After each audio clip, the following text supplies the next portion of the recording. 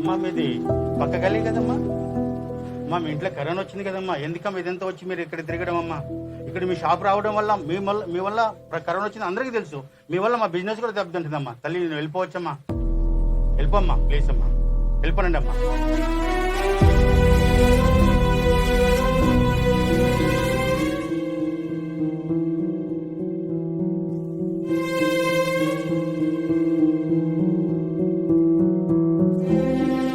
చాలా థ్యాంక్స్ అన్న, దేవుళ్ళలాగా వచ్చి కాపాడినారు.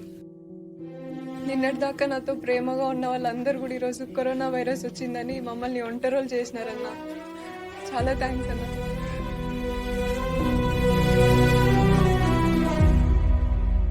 తప్పు. కరోనా వచ్చిన వారిని అవమానించొద్దు.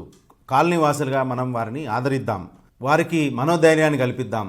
వారికి కావలసిన వస్తువులు కానీ సరుకులు కానీ మనమే దగ్గరుండి ప్రొవైడ్ చేద్దాం. వైరస్ వ్యాప్తి చెందకుండా నిరోధిద్దాం, తగు జాగ్రత్తలు తీసుకుందాం.